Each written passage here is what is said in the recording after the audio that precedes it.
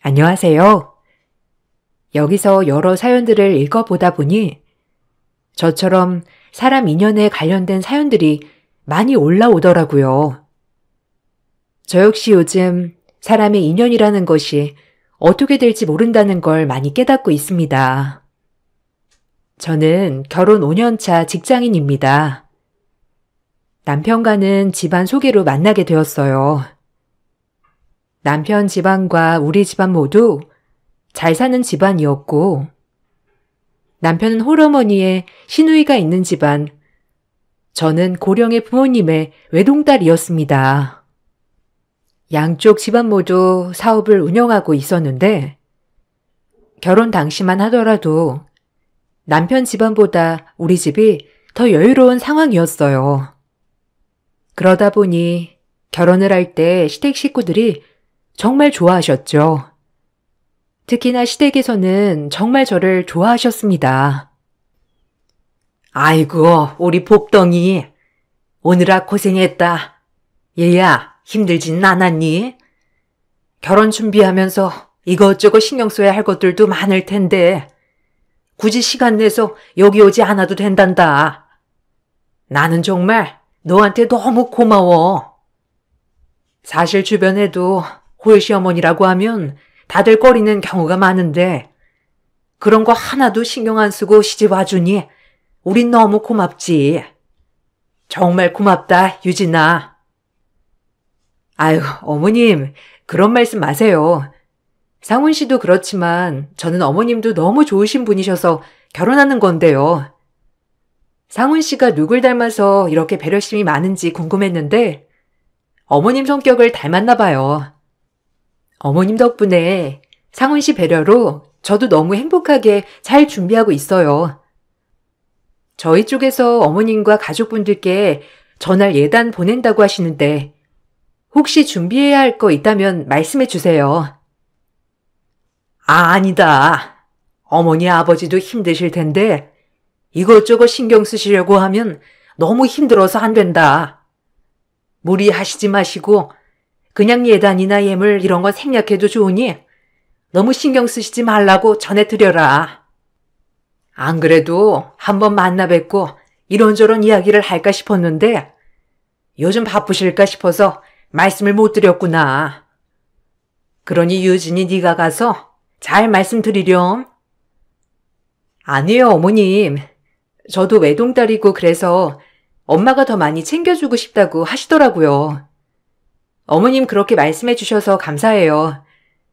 어머님 쪽에서도 아마 오시는 하객분들 많으실 거라고 저희 부모님 쪽에서도 많으실 것 같아서 이것저것 생각하다 보면 잘 준비를 하는 게 나을 것 같다고 하더라고요. 엄마도 처음이자 마지막으로 시집 보내는 딸이라서 더 잘해주고 싶은 것 같아요. 결혼을 할 당시만 하더라도 시댁에서는 저를 너무나 귀하게 여겨주었습니다. 저희 쪽에서도 첫 결혼이고 자식이 하나밖에 없다 보니 할 수 있는 건 다 해주고 싶다고 생각을 하셨죠. 그래서 양가, 예단, 예물 모두 다 고급으로 준비를 했고 주변에서도 다들 부러워하는 성대한 결혼식을 올리게 되었습니다. 그렇게 결혼 2년 차까지는 정말 행복하게 지냈어요. 저와 결혼을 하고 남편도 계속해서 승진을 했고 시어머니 사업도 잘 풀려서 다들 제가 복덩이라고 했죠. 결혼을 하고 나서도 행복하게 잘 지냈지만 한 가지 걸리는 부분이라면 시누이였어요. 남편의 누나였던 시누는 직업도 없이 집안만 믿고 결혼을 꿈꾸고 있었죠. 매번 저를 볼 때마다 좋은 남자를 소개해달라고 하셨어요. 어머, 올케. 올케만 행복하게 결혼 생활하지 말고 나도 좀 느리게 좀 해줘봐. 주변에 다른 남자 없어?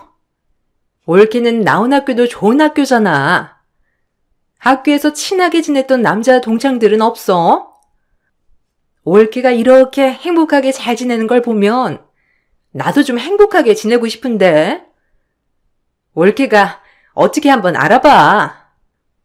저번에 소개를 해준 사람은 그래도 좀 낫더라. 그래도 내 타입은 아니야. 형님, 제가 이번만 해도 10번은 더 소개를 시켜드렸잖아요. 저번에 소개를 해준 사람도 제가 겨우겨우 부탁해서 소개팅 했는데 그때도 형님 마음에 안 든다면서 퇴짜 놓으셨잖아요. 그래 놓고서는 또 소개를 해달라고 하면 제가 할 말이 없네요. 저도 주변에 남자 인맥은 여기서 끝이에요. 그냥 다른 방법으로 만나보시는 건 어때요? 형님 직장도 다녀보시고 하면 많이 만날 수 있잖아요. 에이, 직장 다녀봤자 거기서 거긴 사람들만 만날 텐데 어떻게 해? 나 그렇게 눈 높은 사람은 아닌데 그래도 우리 집안 급이 있지. 어느 정도는 갖추고 있어야지. 내가 정말 다른 건 안 바라고 그냥 직장은 대기업 평범한 직장인이었으면 좋겠네. 거기다가 집은 자가로 해올 수 있을 정도면 좋겠고 여기에 난 얼굴은 크게 따지지 않는데 키는 좀 컸으면 좋겠어. 형님, 그게 다 따지시는 거죠. 이것저것 다 따지시다 보면 인연 만나기 힘들어요. 형님 눈도 높아가지고 만족스러우신 분이 어떤 분인지를 모르겠네요. 그러니까 제가 소개해드리는 것보다는 직접 한번 사람을 만나면서 알아보시는 것도 좋을 것 같아요. 직장 고민되신다면 그건 제가 어떻게든 소개를 해드릴 수 있으니까 걱정하지 마세요. 아니, 지금 어떻게 직장에 다녀? 나도 나이가 있는데 그냥 엄마 품에서 살아야지 뭐. 그래도 어떻게 마음에 드는 사람 한 명은 나타나겠지? 올케 부모님한테도 한번 부탁드려봐. 나 정도면 그래도 꽤 봐줄만 하지 않아? 직장 없어도 요즘은 얼굴 반반하면 잘 데리고 간다고 하는데 나는 영 나타나지 않아서 고민이네. 신우이는 우리가 연애를 할 때부터 결혼을 빨리 하고 싶어 했지만 결혼 3년 차가 되었을 때까지도 제대로 된 사람과 연애 시작도 하지 못한 상황이었습니다. 그러다 보니 남편이며 시어머니며 항상 신우 때문에 고민이 많았죠. 남편 역시 주변에서 여러 번 소개를 해줬었는데 신우가 퇴짜를 놓은 사람들도 많아서 항상 민망하다고 얘기를 했어요. 누나는 진짜 왜 그러나 몰라. 그냥 그 정도면 괜찮겠다 싶은데 뭘 그렇게 바라는 게 많은지 모르겠어. 아직 누나가 이팔 청춘인 줄 아나 봐. 이제 곧 조금만 있으면 나이 40이 될 텐데 지금도 이거 재고 저거 재고 다니고 있으니. 어쨌든 이번에도 다른 대기업 사원들 친해져서 소개해달라고 하는데 내가 어떻게 친해져. 아유, 민망해서 도대체 언제 정신을 차릴지 모르겠어. 안 그래도 나한테도 말씀을 하셔가지고 나도 더 이상 소개를 해줄 사람이 없다고는 했어. 근데 신우 입장에서는 사람들 만날 일이 없으니까 자꾸 소개를 받아서 인연을 만들려고 하는 것 같거든. 그래서 말인데 신우 어디 취업해서 다녀보는 건 어때?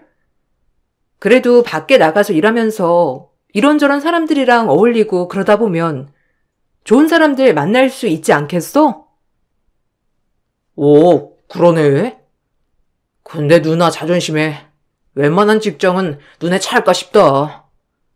한두 달 다니면 잘한 거 아닌가 생각이 드는데. 일단 한번 얘기는 해볼게. 누나도 요즘 많이 고민은 하는 것 같더라고. 주변만 해도 결혼한 지인들이 많아서 이제는 진짜 소개해줄 사람도 없는데 직접 한번 찾아보라고 얘기해야 될 것 같아. 나도 더 이상은 소개해주기 무리이고. 저의 말을 들었던 남편은 오히려 직장에 다니면서 사람들을 만나고 교류하며 만나는 것도 나쁘지 않겠다고 얘기를 했어요. 남편이 여러 번 설득을 한 끝에 신우는 여러 곳에 취업을 했습니다. 처음에는 마음에 들지 않아서 다니다가 그만두었다가를 반복했었지만 어느 순간부터 한 개인 사업체 사무직에서 오래 근무를 하더라고요. 저는 이게 좋은 신호라 생각을 했었는데 역시나 거기 사장님과 신우는 연애를 시작하게 되었습니다. 그로부터 1년 뒤 저는 임신까지 하게 되었습니다. 여기에 신우의 결혼 임박 소식도 전해지게 되었죠. 임신과 결혼 준비 소식이 알려지면서 시댁에서도 저보고 고맙다며 역시 복덩이였다며 좋아하셨죠. 시댁에는 이렇게 좋은 일들이 가득했지만 저희 집에는 우환이 찾아왔습니다. 아빠가 갑작스러운 사고로 돌아가시게 된 것이었어요. 아빠를 잃은 슬픔도 슬픔이었지만 사업은 한순간에 어려워지게 되었고 엄마가 부랴부랴 임시 대표로 운영을 하게 되었죠. 그렇지만 사업을 제대로 운영해보지 않았던 엄마가 대표를 하는 것은 생각보다 더 힘든 일이었어요. 결국 사업은 제대로 운영되지 못하였고 오랫동안 근무를 했던 직원에게 뒤통수를 맞고 고유 기술도 뺏기게 되었습니다. 결국 저희는 사업을 정리하게 되었고 집안은 크게 기울고 말았습니다. 집안이 크게 기울었다는 사실이 전해지자마자 시댁에서의 태도는 한순간에 변하고 말았어요. 시댁 식구들이 모인 자리에서도 제 앞에서 아무렇지 않게 저를 막대하시기도 했죠. 아유, 이게 뭐니? 부잣집 외동딸이라고 해서 좋아했건만. 에휴, 이제는 이걸 내쫓을 수도 없고 어떻게 하겠어? 그냥 살아야지. 아니, 어떻게 어느 하나 받지 못한 상황에서 이런 일이 벌어져? 정말 복도 지질이 없지. 예, 너는 어떻게 아버지 돌아가시고 뭐 받은 건 없니? 오로지 다 엄마가 사용하는 걸로 마무리한 거니? 네? 아니요. 아버지 돌아가시고 사업하느라고 여기저기서 끌어다가 사용도 했어가지고요. 제가 딱히 받은 건 없네요. 그렇다고 해서 빚을 받은 건 아니에요. 어머님, 그렇게 얘기하시면 저 너무 서운해요. 제가 그러려고 그런 것도 아닌데 아버지도 사고 때문에 돌아가신 거잖아요. 아버지 살아계셨을 땐 이렇게 안 하셨는데 어떻게 대놓고 그런 말씀을 하세요? 어머머, 너 진짜 웃긴다. 그럼 네 앞에서 말하지 언제 말하니?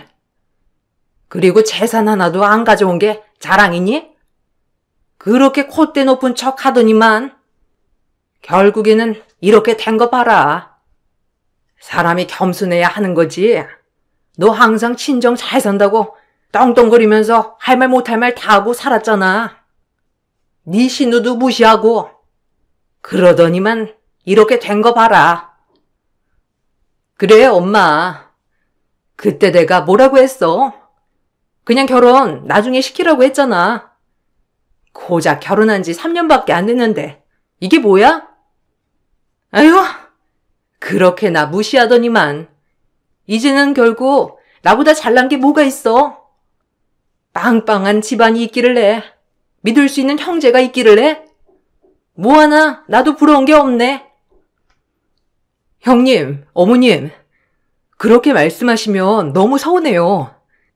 안 그래도 아버지 돌아가신 지 얼마 안 돼서 마음도 심란한데 그렇게 말씀하시다니요.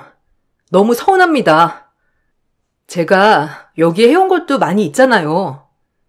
전에는 복덩이가 굴러 들어왔다고 하시더니만 이제는 어쩔 수 없이 데리고 산다는 게 말이 되세요? 말이 안 되지. 그래서 내가 지금 벌 받는 건가 보다. 처음에 그냥 이것저것 따지고 결혼시킬 것을 그냥 너네 집안만 보고 결혼시키니 이 사달이 낫네. 아휴, 너희 집이 잘 살지 않았으면 내가 왜 너를 받아주었겠니? 우리 아들은 대기업에 잘 나간 아들이고 우리 집도 어느 정도 빵빵한데 솔직히 말하면 너보다 훨씬 예쁘고 잘난 며느리 충분히 들일 수 있었어. 그래, 맞아. 우리 상훈이가 얼마나 주변에서 남편 감으로 탐냈는데. 그렇게 따지면 우리도 서운하지. 그동안 나보고 집안 믿고 시집도 안 간다면서 뭐라고 할 땐 언제고? 너도 아빠 배경 없이 살 수 있어야 하는 거 아니야? 시모와 신우의 말에 저는 너무 황당하고 상처도 많이 받았지만 무엇보다 더 상처가 되었던 건 남편의 태도였어요. 남편은 바로 앞에서 시모와 신우가 저에게 뭐라고 하던지 신경도 쓰지 않았죠. 그래서 돌아오는 길에 서운함을 표현했더니 남편은 오히려 저를 나무랐습니다. 당신 아무리 화가 나도 그렇지? 엄마랑 누나 앞에서 그게 뭐하는 말버릇이야? 어디서 건방지게 하늘 같은 시어머니랑 시누이한테 대드는 거야? 당신 집안 교육 제대로 안 받았어? 들린 소리 한 것도 아닌데 거기다 대고 많이 틀리니 하고 있는 게 얼마나 교양 없고 저급해 보이는 줄 알아? 아니, 많은 사람들이 똑같은 얘기를 하고 있으면 그럼 당신을 다시 되돌아봐야지. 왜 다른 사람을 탓해? 아무리 그래도 아빠 살아계셨을 때랑 너무 다르시잖아.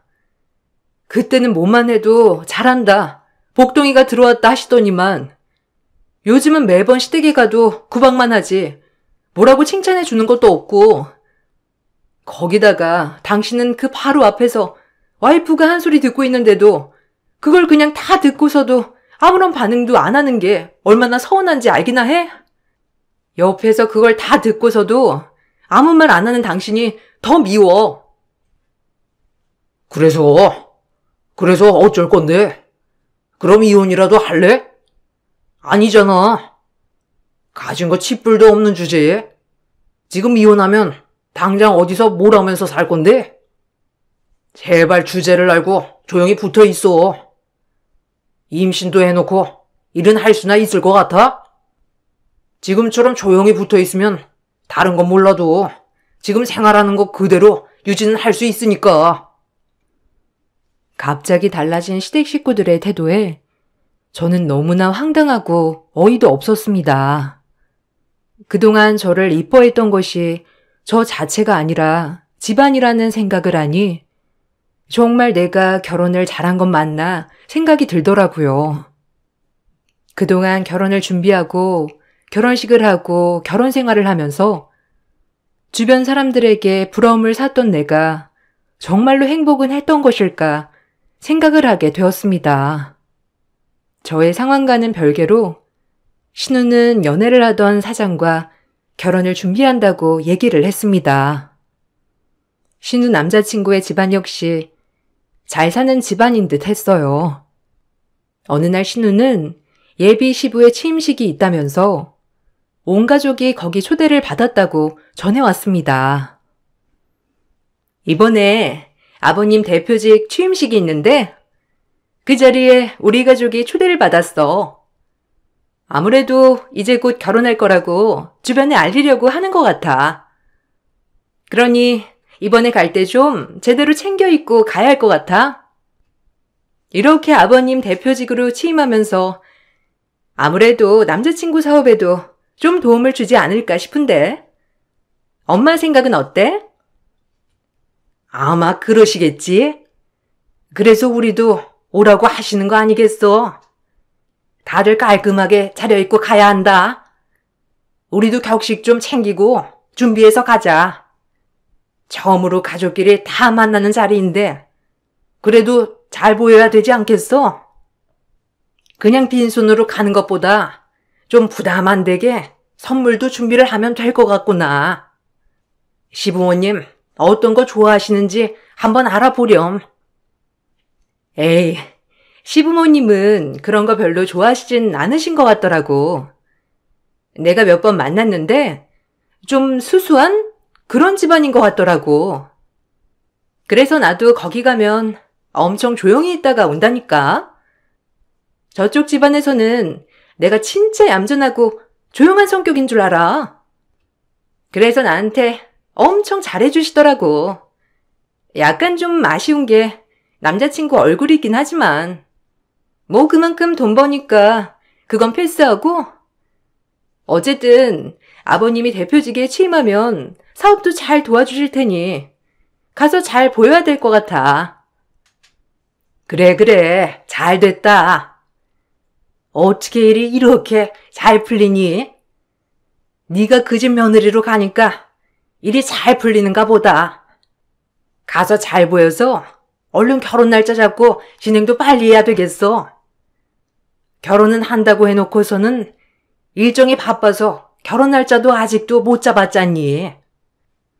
어쨌든 이번에 가면 결혼 날짜도 얼른 잡는 게 낫겠다. 그리고 너는 그날 그냥 밥만 먹고 가렴. 굳이 자리 차지하겠다고 앉아있지 말고. 네? 저요? 왜요? 저도 끝까지 같이 있다가 갈게요. 남편도 계속 있을 건데 저도 같이 있어야죠. 그래도 가족이니 다 참석하라고 부른 거 아니에요? 그냥 저도 참석하고 있을게요. 네가 왜 그 자리를 참석해? 진짜 우리 집안 사람들만 가서 참석하는 건데. 사돈댁에서 동생 결혼한 거 알고 있어서 어쩔 수 없이 너도 가서 잘 살고 있다는 거 보여줘야 하니까 그냥 눈치 없이 자리 차지하지 말고 얼른 밥 먹고 가렴. 가서 쓸데없는 말 얹으려고 하지 말고 어차피 너는 배도 불러왔으니까 힘들어서 집에 갔다고 할 테니까 대충 밥만 먹고 빠져. 엄마, 그런 거 걱정하지 마. 얘 기가 막히게 눈치는 빨라서 말 안 해도 잘할 거야. 아무튼 나중에 누나랑 결혼하면 매형되는 거지? 나중에 그럼 나도 챙겨주는 거 아니겠어? 나도 가서 잘 보여야지. 와이프 집안 망하고 이제 내 밥줄에 도움 줄 사람 없나 보다 했더니만 누나 덕분에 나 다시 희망 가져도 되겠다. 시댁 식구들의 대화에 저는 진절머리가 났습니다. 황당하면서도 어이가 없기도 했지만 이런 실체를 꽁꽁 숨기고 순진한 사람들을 속여 결혼을 하는 것 같아 소름이 끼치고 무섭기도 했어요. 그렇지만 얼굴도 누군지도 모르는 사람들에게 무작정 이야기를 할 수도 없었죠. 그렇게 대표직 취임식이 다가오게 되었습니다. 남편은 이미 시모와 시누이를 모시고 취임식에 먼저 간다며 나가버렸고 저보고 선물을 사들고 오라고 하더라고요. 저는 어떤 선물을 해야 하나 고민을 하다가 화분을 사가지고 갔습니다. 만삭의 몸으로 이것저것 바리바리 싸들고 가면서 이렇게까지 가야 하나 싶은 생각도 들었죠. 화분을 들고 가보니 신나는 분위기에서 취임사가 전해지고 있었고 한쪽의 시댁 식구들이 자리를 하고 있었습니다. 저는 조용히 남편이 있는 자리로 가서 선물을 전해주었죠. 남편은 선물을 보자마자 화를 내면서 제 뺨을 내려쳤어요. 이게 진짜 말귀를 못 알아먹어도 이렇게 못 알아먹나? 너 우리 집안 장피 주려고 일부러 그러는 거지? 도대체 침식에 고작 화분을 가지고 오는 사람이 어디 있어? 센스 있게 화환으로 준비해야지. 정말 할 줄 아는 게 뭐가 있냐? 내가 화분 사오라고 했어? 모르면 좀 물어라도 보던지. 어떻게 이렇게 정신없는 생각을 할 수 있지?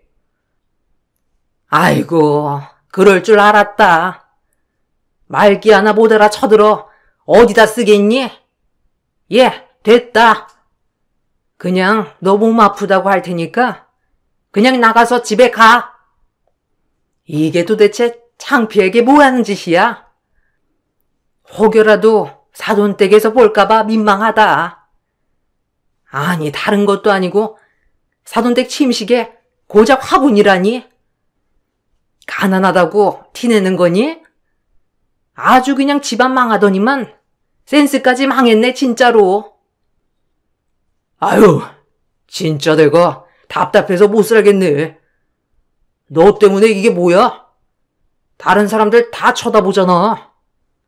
오면서 입구에서 안 봤어? 다들 화환 보내온 거 못 봤냐고. 이런 화분은 작은 가게 오픈할 때나 놓는 거지.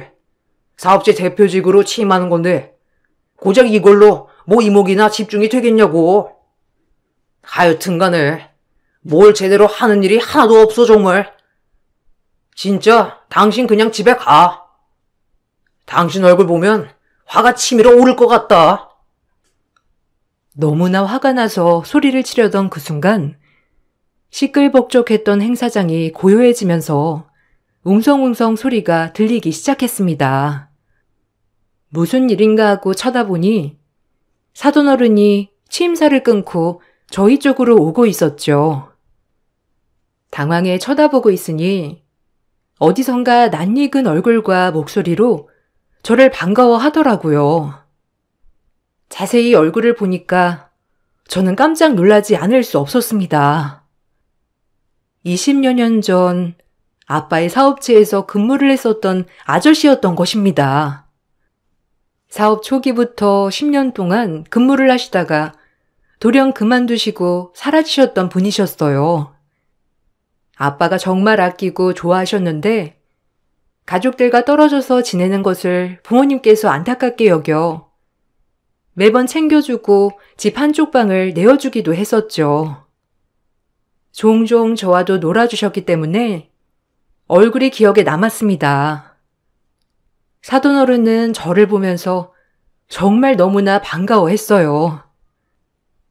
그때 김 사장님 딸 맞지? 아니 엄청 꼬마였는데 벌써 이렇게 숙녀가 되었네. 정말 반갑다. 어떻게 지냈니? 아니 그건 그렇고 왜 여기서 이러고 있어? 아까 보니까 무슨 일이 있는 것 같은데 심각한 일이야? 내가 너 문에서 들어오는 거 보고 나는 김 사장님이 들어온 줄 알았다니까. 어쩜 이렇게 쏙 빼닮아서. 아무튼 사돈께서 같이 있으신 거 보니까 유진이 네가 여기 며느리니? 아저씨, 어떻게 이렇게 만나요? 아저씨도 하나도 안 변하셨네요. 그대로세요. 여기는 저희 남편이고 사실 아저씨 아들이 만나고 있는 사람이 제 시누이예요. 남편이 화환을 준비하라고 부탁했는데 제가 소통이 안 됐는지 화분을 사와버렸네요. 대표직 취임하시는 거 정말 축하드려요. 이런 곳에는 화환을 보내드리는 게 맞는데 제가 제대로 생각을 못했어요. 아 무슨? 화환은 꼭 보내지 않아도 되고 거기다가 나는 화분을 더 좋아한단다. 내 사무실에 놓고 잘 가꿔야 되겠구나. 그런데 고작 이것 때문에 지금 이 난리를 피운 거라고? 사돈 양반, 아무리 그래도 아내한테 그렇게 하는 건 너무한 거 아닌가요? 저도 저쪽에서 보고 깜짝 놀랐는데 남편이라고 하니 더욱더 놀랍네요. 평소에도 이렇게 하셨나요? 아버님 아니에요. 무슨 오해가 있으신 것 같은데 그런 거 아니니 걱정하지 마세요. 저희 동생이랑 올케가 아침에 좀 다퉈서 그래서 그런 거예요. 일단 취임식 진행하고 있으니 이렇게 계시지 마시고 일단 행사 진행 먼저 하세요. 저희 올케가 임신을 해가지고 몸 상태가 별로라 저희도 챙겨서 가봐야 할 것 같아요. 아니 홀몬도 아닌 애를.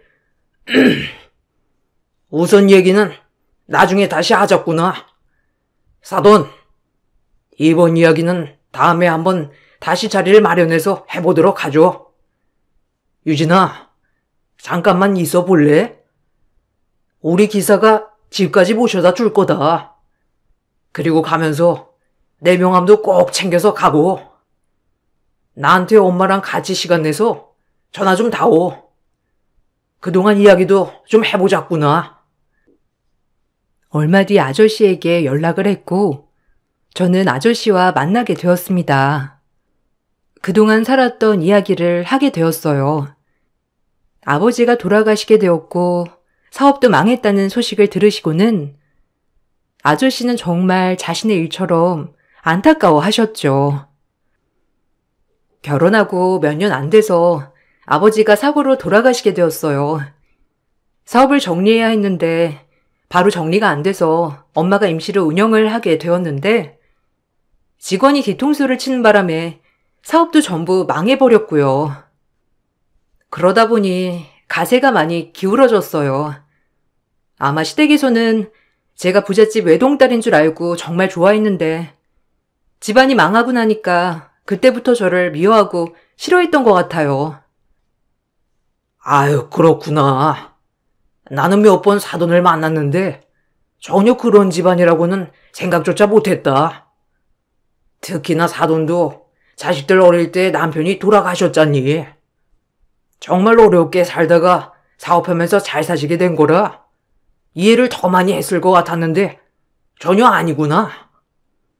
그런 모습이 전혀 없어서 몰랐는데 유진이 아니었다면 평생 모르고 속고 결혼시킬 뻔했구나.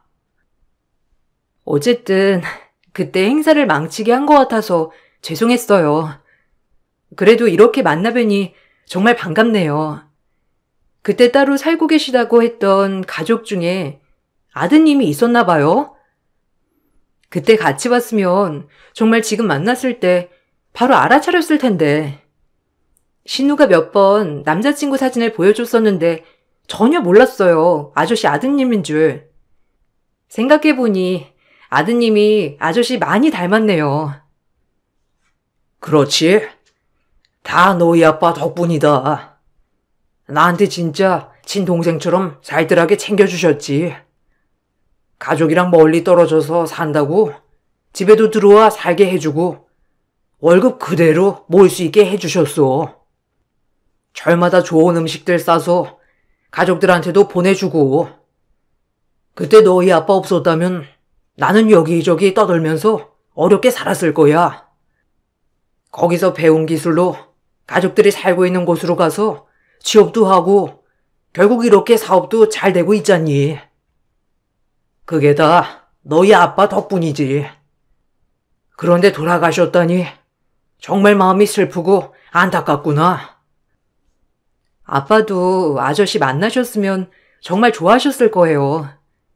아저씨 그만두시고 난 후에도 계속 아저씨만 한 사람 없다면서 얘기하셨거든요. 엄마가 아저씨 만났다는 얘기 듣고 정말 좋아하셨어요. 언제 한번 시간 내서 식사 자리 마련해 볼게요. 엄마도 정말 아저씨 좋으신 분이라고 매번 말씀하셨거든요. 저희 아빠도 아저씨가 좋으신 분이라고 생각하셔서 잘해주셨을 거예요. 아유, 그때의 은혜를 지금 보답해야 하겠구나.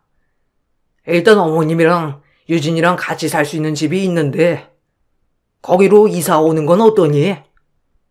저번에 상황 보니까 더 이상 남편이랑 사는 것도 답이 아닌 것 같은데 이혼 준비도 한다면 내가 변호사도 알아봐 줄 수 있다. 일단 상담을 먼저 받아보고 어떻게 준비를 할지 알아보는 것도 좋을 것 같구나. 아저씨께서는 엄마와 제가 살 수 있는 조그만 집을 구해주셨습니다. 원래 별장으로 쓰려고 했던 곳인데 그곳에서 지내라며 배려를 해주셨죠. 거기다가 이혼 준비로 변호사도 붙여주셨어요. 저는 아저씨의 도움으로 이혼을 준비했습니다. 당연히 이혼을 하는데 증거는 넘쳐났어요. 그동안 시댁 식구들이 저에게 보낸 문자와 통화 녹음만으로도 부당 대우가 입증될 수 있었거든요. 그렇게 저는 이혼을 준비했고 신우에게는 파혼 통보가 전해졌습니다. 역시나 얼마 후 시모는 저에게 전화를 해 싹싹 빌었죠. 아이고, 유진아. 네 시누이가 밥 한 돌도 안 먹고 머리 싸매고 누워있다. 이게 무슨 일이라니? 저쪽에서 결혼할 수 없다고 했다는데 정말 이게 무슨 일인지 모르겠구나. 혹시나 그때 일 때문에 그런 거라면 정말 미안하다. 내가 정말 잘못했으니 네가 좀 나서서 결혼 안 하겠다고 하는 것 돌려봐 줄 수 없니? 이러다가 네 신우 다 죽게 생겼다. 그 정도로 사람 안 죽어요. 그리고 어쩐 일로 저한테 다 전화하셨어요? 저보고 쓸모없고 할 줄 아는 것도 없다고 막말하실 땐 언제고 이렇게 전화로 부탁까지 하시니 제가 참 당황스럽네요. 사람이 참 간사한 게 자기 입맛에 맞게 사람을 대하더라고요.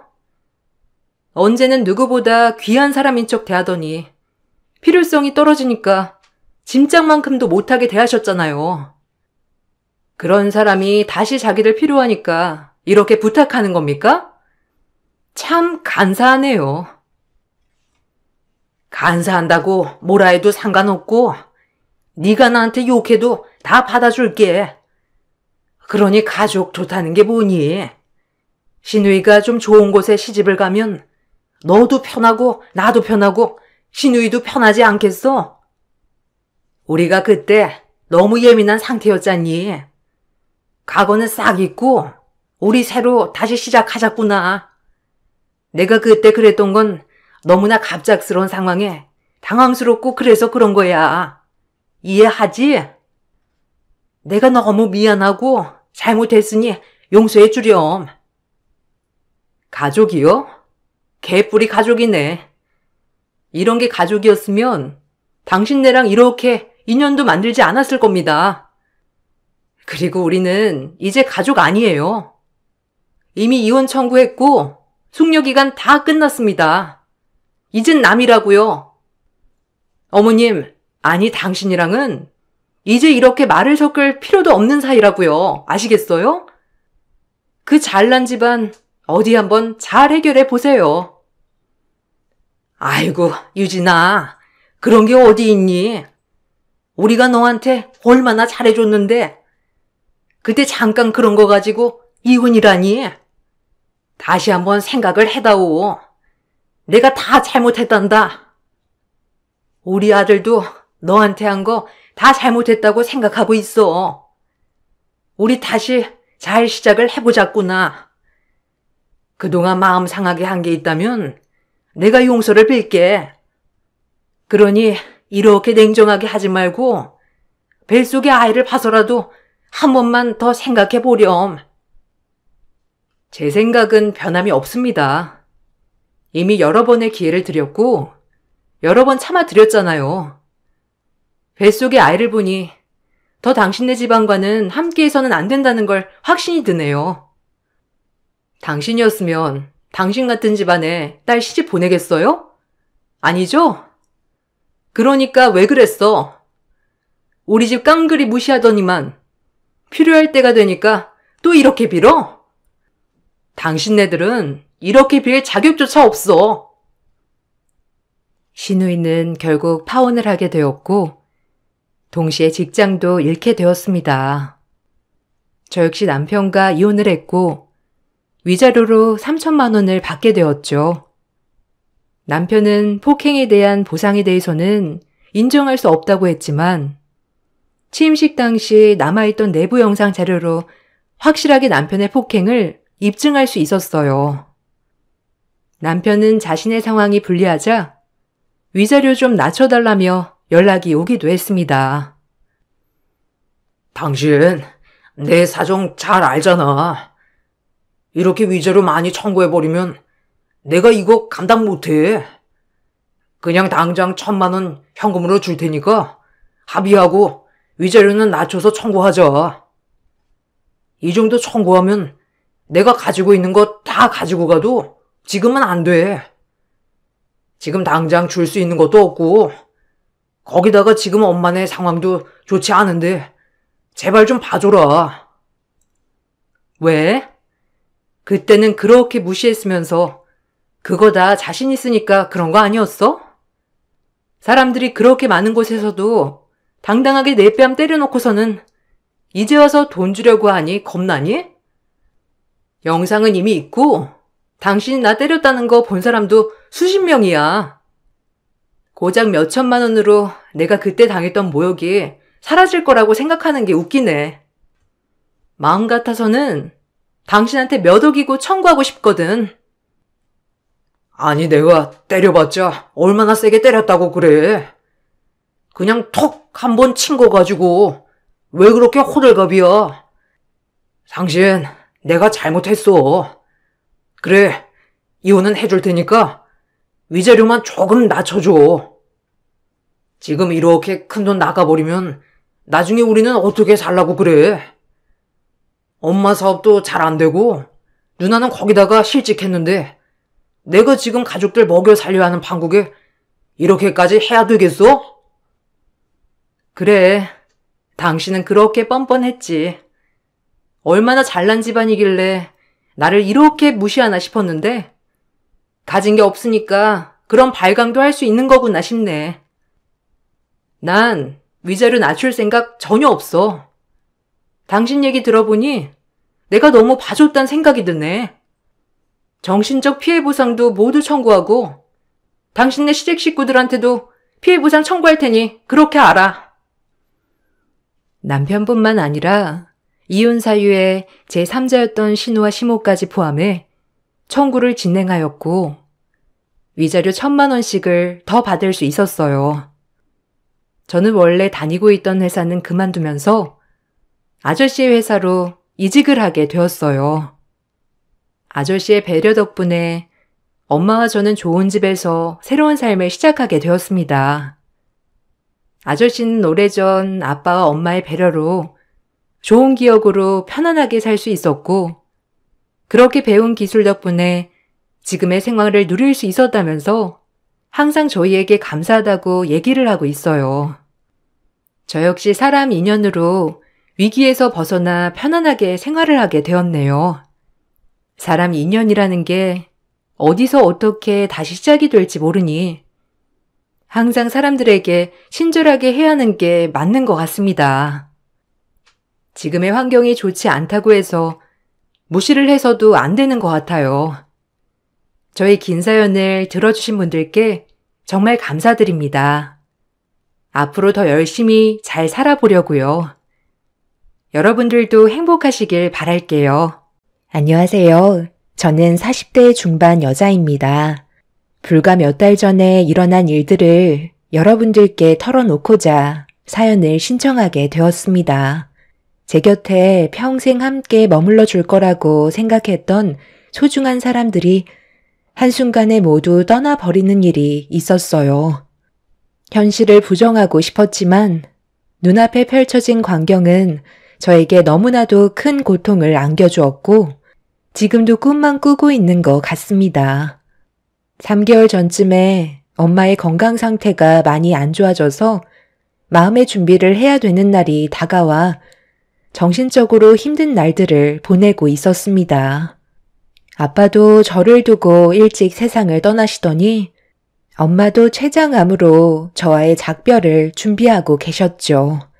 하루하루 겨우 버티며 살아가고 있는 와중에 저에게 힘이 되어준 건 남편과 하나뿐인 10년지기 친구였습니다.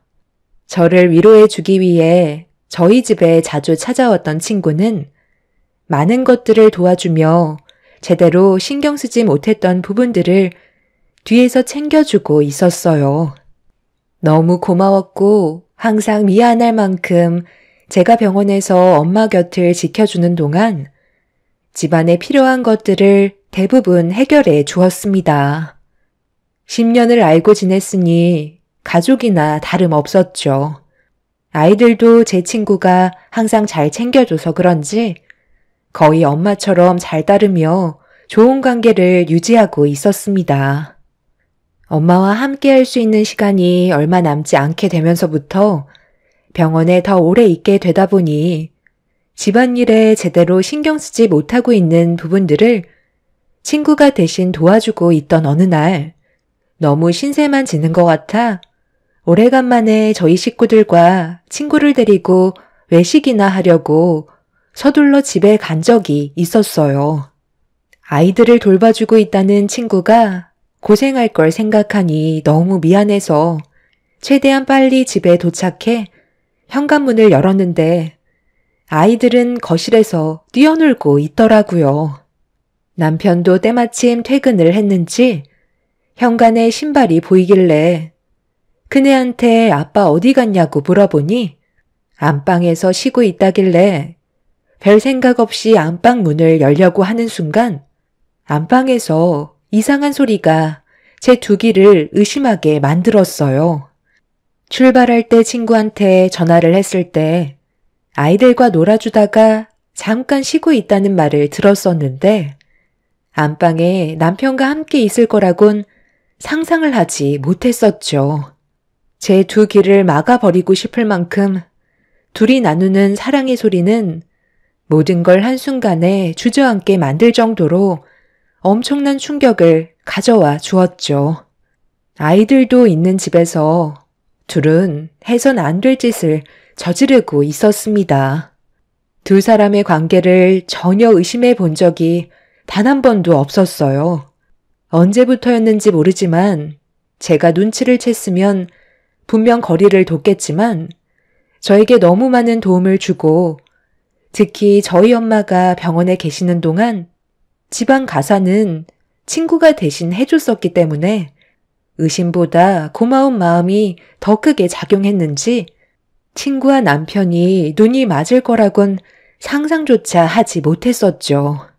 떨리는 손으로 문을 벌컥 열고 들어가 두 사람의 머리채를 잡아 뒤흔들고 싶었지만 저에게는 그럴 용기가 없었어요.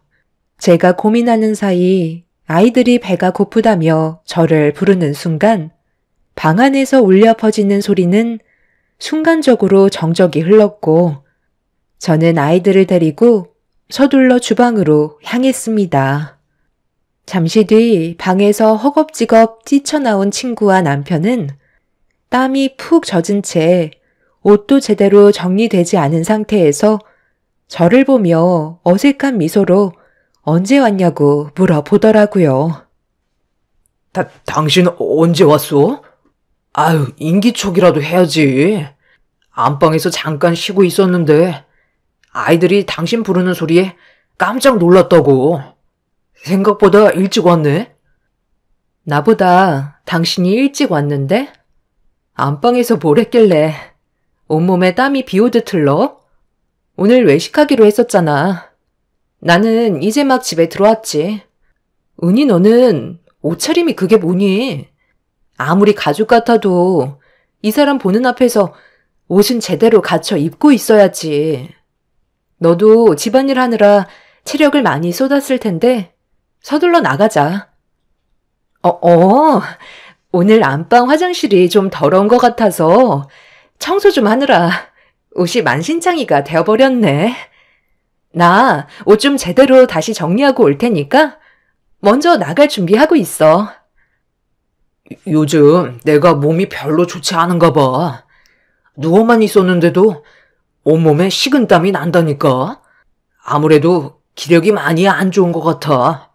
몸보신 좀 해야 될 것 같은데. 괜찮은 한의원 알고 있으면 소개 좀 시켜줘. 당신이 그런 건 잘 알잖아. 그럼 나는 밖에서 차 시동 걸고 기다리고 있을 테니까 애들 준비시켜서 나와. 남편은 자신의 행동에 괜히 찔리기라도 한 듯 저와의 자리를 최대한 빨리 회피하고 싶어 했어요. 못 본 척, 못 들은 척, 아무렇지도 않은 척 연기를 했지만 언제까지 제가 버티고 있을지는 모르겠더라고요. 살짝 건들기라도 한다면 금방이라도 터질 것처럼 감정 컨트롤이 힘들었지만 신경 써야 될 것들이 너무 많았었기 때문에 최대한 억누른 채 둘의 상황을 지켜보기로 했었죠. 그렇게 아이들의 외출 준비를 끝낸 채 친구가 화장실에서 나오길 기다리고 있는데 한참 동안 나오지 않길래 천천히 걸음을 옮겨 화장실 앞으로 다가가자 친구는 남편과 통화를 하고 있었습니다. 생각보다 너무 빨리 집에 온 제가 모든 걸 봤을지도 모른다는 불안함 때문인지 제가 다 알고 있으면 어쩌냐고 저한테만큼은 들키고 싶지 않다고 걱정을 하면서 대화를 주고받고 있었어요. 제가 노크를 하면서 준비가 다 됐다고 하자 친구는 남편과의 전화통화를 서둘러 끊고 화장실에서 나왔는데 제 눈을 제대로 못 보고 서둘러 밖으로 뛰쳐나갔습니다. 그렇게 저희는 분위기 있는 음식점에서 서로 마주보며 식사를 이어나갔고 아무렇지도 않은 척 밝은 분위기로 친구에게 말을 붙이며 어색함을 풀어 주었습니다. 오늘따라 분위기가 왜 이래?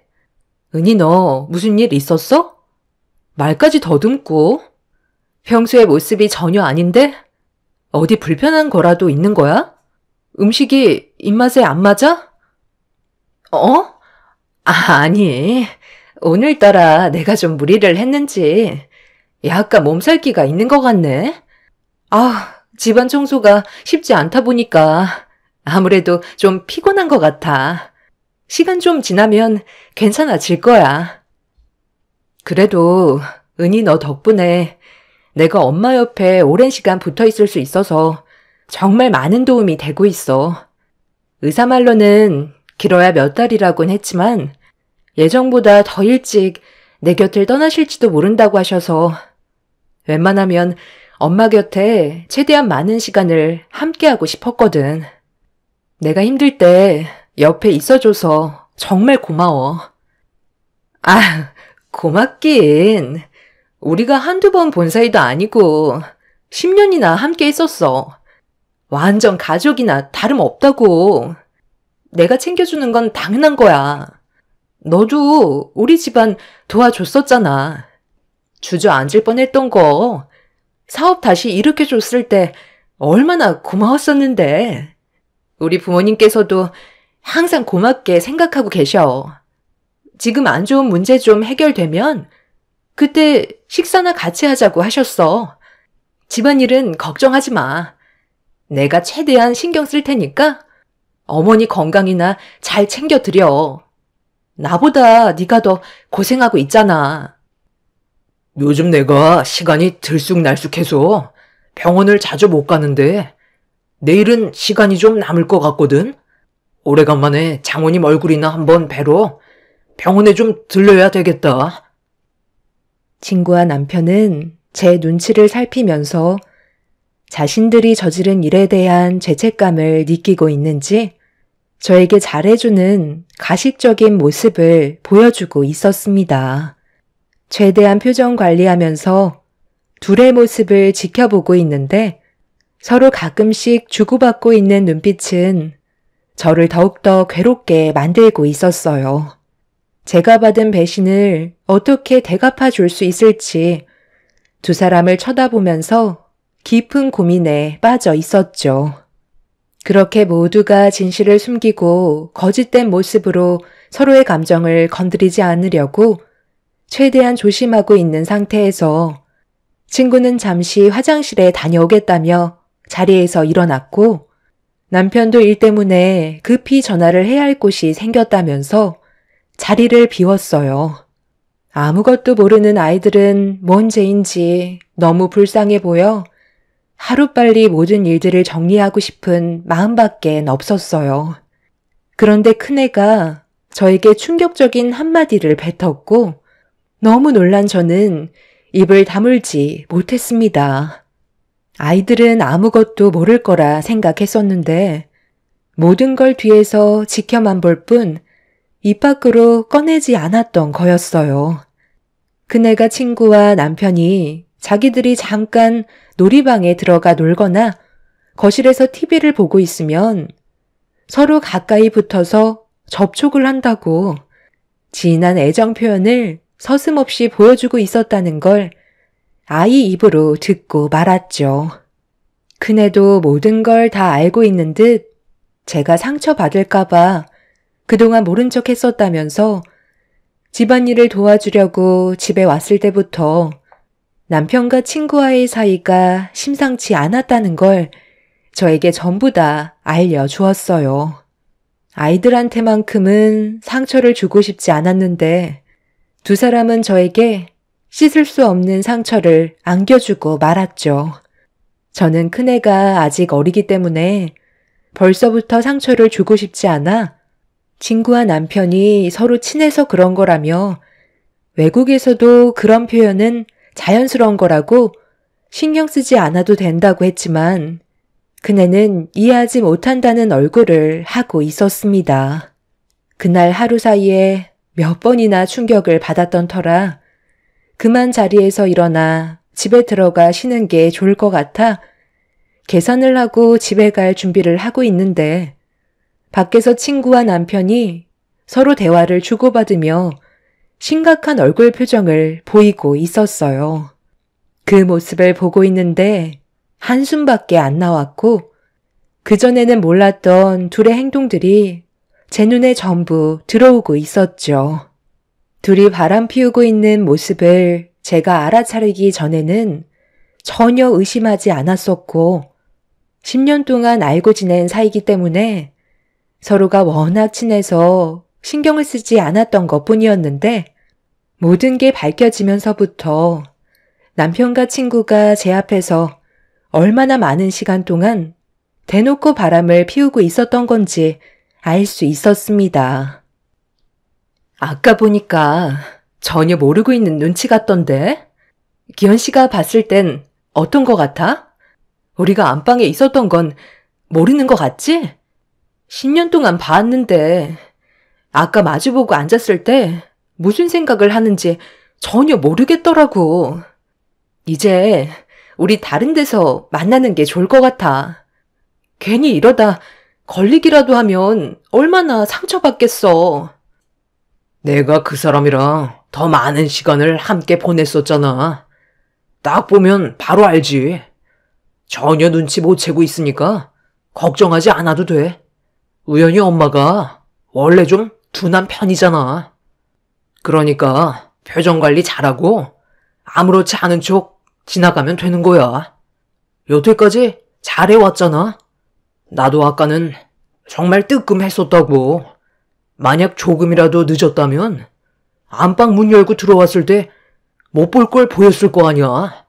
우리 당분간 밖에서 만나는 게 좋겠어.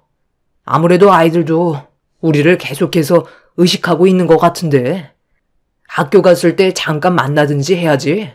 이러다가 정말 걸리기라도 하면 그땐 우린 뼈도 못 추린다고. 아까는 우리가 이성을 잡지 못해 일을 저질렀지만 앞으로는 최대한 조심하자. 아직 할 일이 많이 남아있잖아. 장모님 몇 달 안 남았는데 세상 떠나시면 그 재산 전부 그 사람한테 들어가게 될 테고 그 재산이 아마 70억 정도 된다고 들었어. 그걸 얻기 전까지는 서로가 조심을 해야 우리 손에 들어올 수 있을 거라고. 나한테 전부 다 계획이 있으니까 일단 당신은 한동안 아이들한테만 신경 써줘. 조금이라도 의심을 사게 하면 안 돼. 곧 모든 준비가 끝이 나게 되니까 힘들어도 그때까지만 참고 조금 더 힘내. 정말 70억 재산 당신이 전부 다 가져올 수 있는 거 맞는 거지? 내가 얼마나 기대하고 있는데.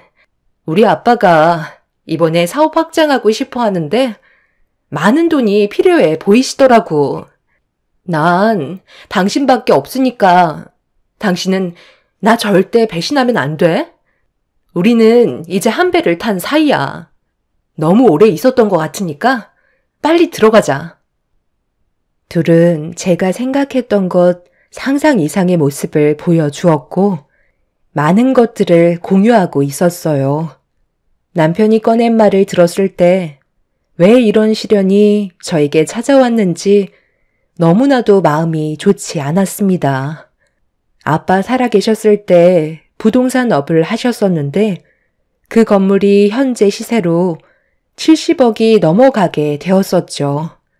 건물 하나 남겨둔 채 세상을 떠나시면서 엄마가 건물 관리를 하면서 생활을 하고 계셨지만 엄마가 세상을 떠나시면 무남동녀 외동딸인 제가 그 건물을 소유가 될 테고 그걸 알고 있던 남편이 저에게서 뺏어가고 싶어 제가 알지 못하는 계획을 꾸미고 있는 것 같았습니다.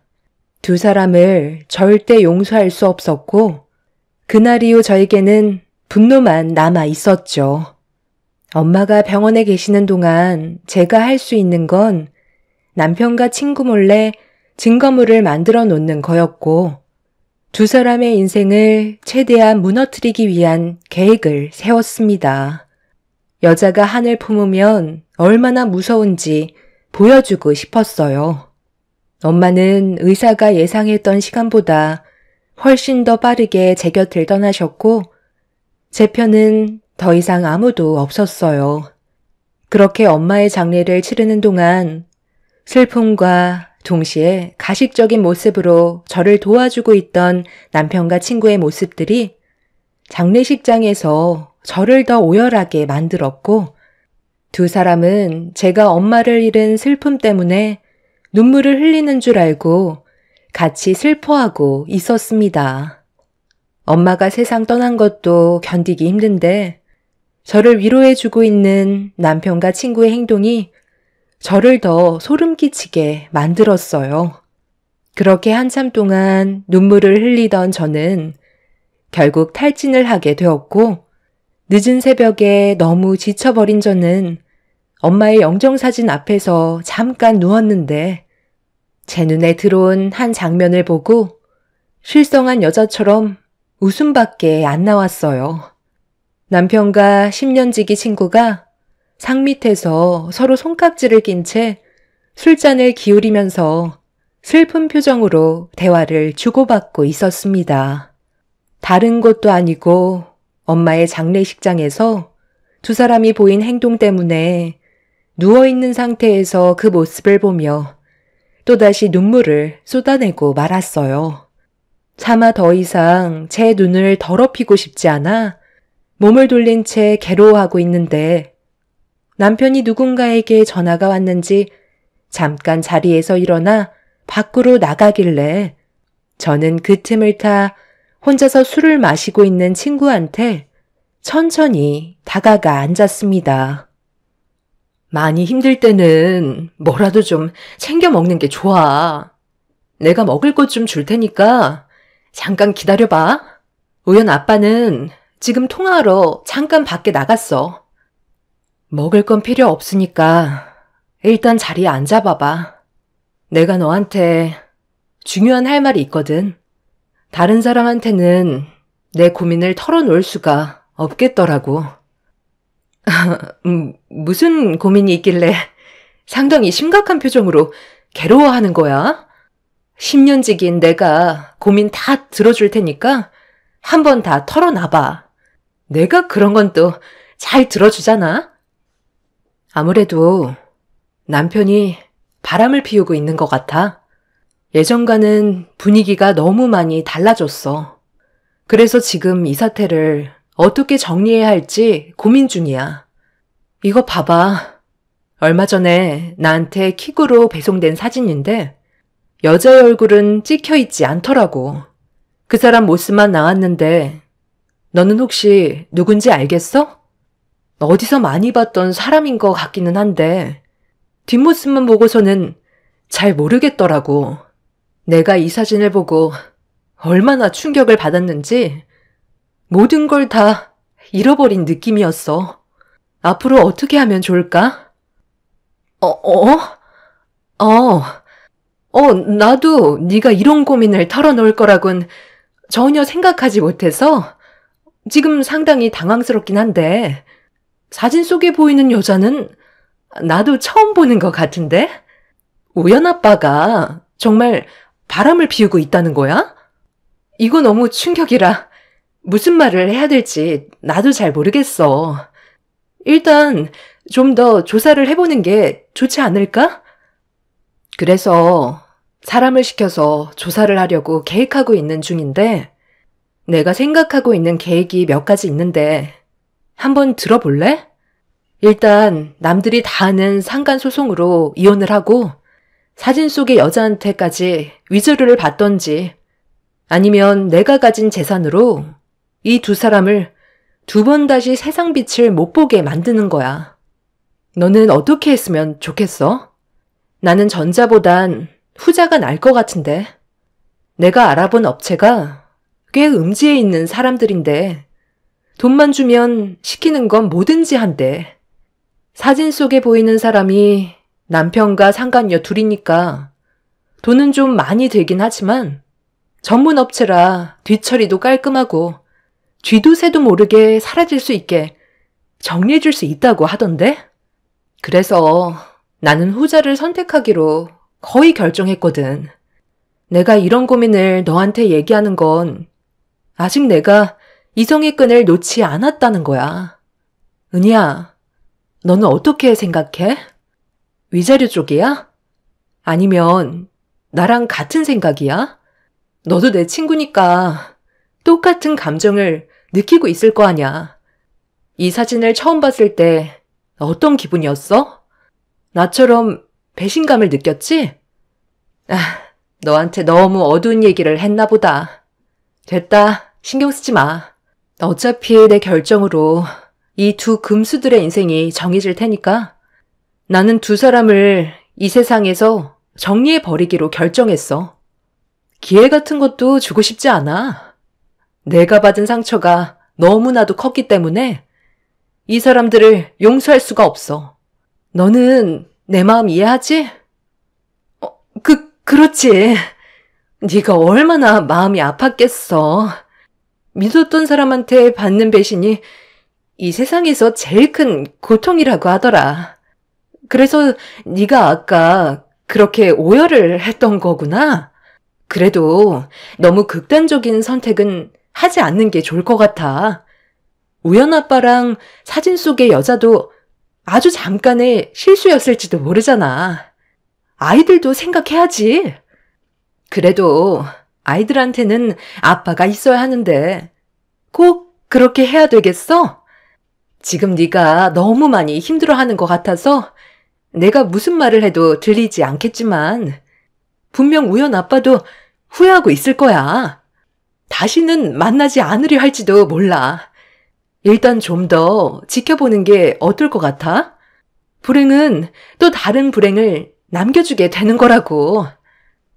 너는 지금까지 왜 결혼을 안 한 거야? 10년 동안 내 옆에 있어주면서 단 한 번도 남자를 만나거나 소개해준 적 없었잖아. 네가 나처럼 가정을 꾸리고 살아왔었다면 내 마음 충분히 이해해줬을 텐데. 벌써 그 업체에 내가 지시를 내린 상태야. 장례식이 끝나고 남편과 사진 속에 있던 여자가 단둘이 만나는 순간 그때를 놓치지 않고 정리해주기로 했어. 둘이 좋아서 붙어 있겠다는데 세상 떠나는 것도 같이 갈 수 있게 해줘야 하지 않겠어? 은희야, 그런데 왜 이렇게 굳어있는 거야? 아유, 누가 보면 네가 내 남편과 바람난 줄 알겠다. 나도 술이나 좀 줘봐. 엄마도 내 곁을 떠나시고 남편이라는 사람도 다른 여자 만나서 조만간 세상 떠나는데 내 곁에는 이제 의지할 데가 은희 너밖에 없다. 그러고 보니 너희 아버지 사업은 잘 되어가고 계시다며? 이번에 확장한다던데 앞으로 더 많은 발전이 있으셨으면 좋겠다. 친구는 사색이 된 얼굴로 아무 말도 하지 못한 채 입술을 파르르 떨며 저에게 술을 따라 주었습니다. 상당히 공포에 질린 얼굴을 하고 있었지만 친구의 입에서 진실을 꺼내지 않았어요.